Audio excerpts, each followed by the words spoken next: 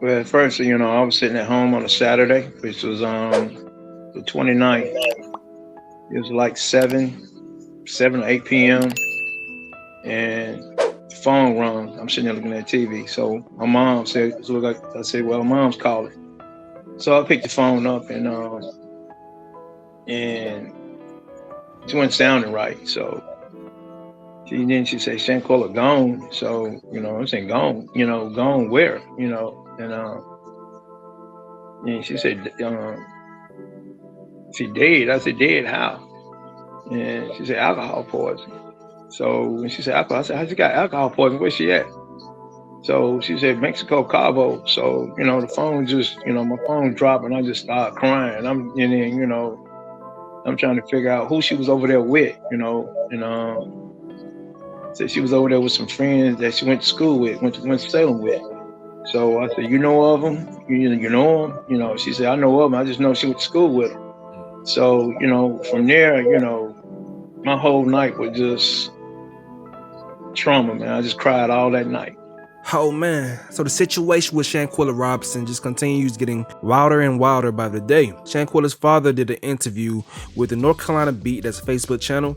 Make sure you guys go ahead and check it out for full coverage of the situation so far. They're doing a great job of keeping everything up to date. But Shanquella's father confirmed a story that I reported on in the previous video. So there has been a rumored additional video that shows footage that continues after the viral video that we all seen with Dejanay Jackson assaulting Shanquella Robinson. In this video, they're alleging that a light-skinned woman that's rumored to be Wenter Donovan, they're alleging that she grabbed Shanquella by her neck and then body slammed her.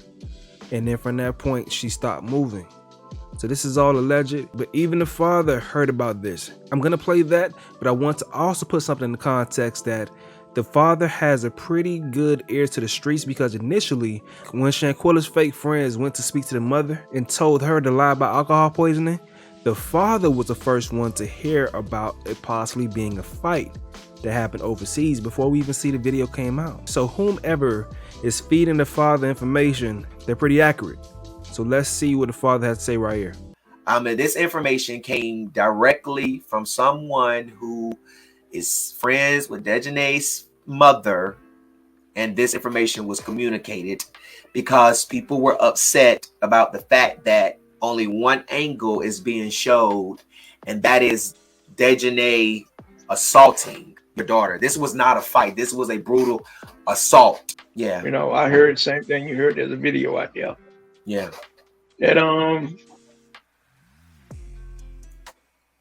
she picked up by the neck and slammed on the ground, and once they slammed her, she didn't get back up.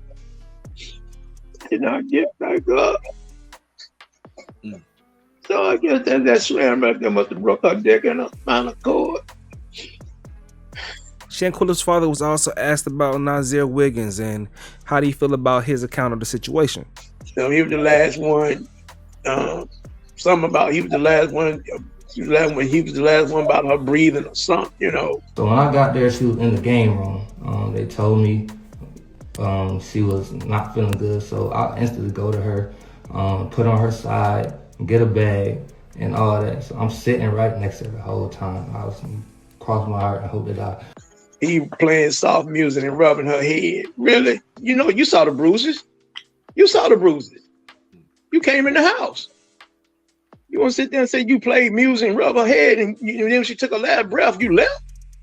You saw the music. I mean, come on, man, really? You should have came in that house. Hey, y'all ain't going nowhere. Y'all staying down here. Y'all staying down here. Y'all not going back. Y'all not back going to the United States. I didn't came in here and saw these bruises. Y'all didn't hurt this girl. No. Y'all ever thought that she got a mother and a father? You got people back here in the States that love her and care about her. Should have did more than what you did. Because trust and believe me, every last one of y'all would have stayed there at that hospital down there with my daughter. I would have made sure y'all got back here. You wouldn't have been staying in no Mexico. That would have meant a whole lot to me, knowing that you stayed down there with my daughter till I got there or we got there.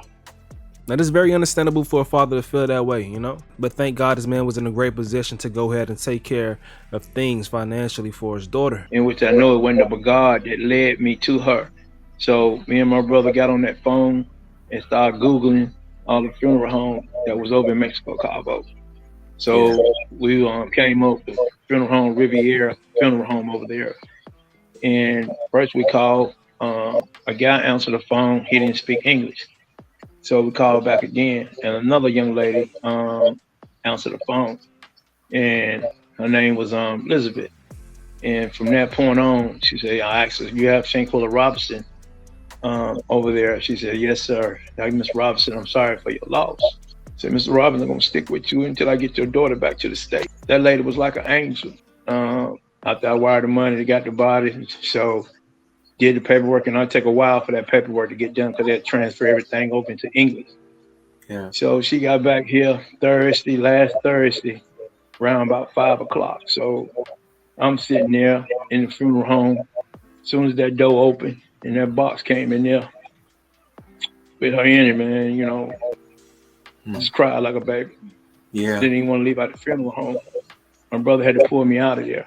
You know, I'm sitting here, you know, looking at her, seeing, you know, a knot on her head, her eye swole, she got a cut lip, and, you know, just, you know, that's a no, I know alcohol wasn't gonna do all that, you know, so that's just something not adding up right here.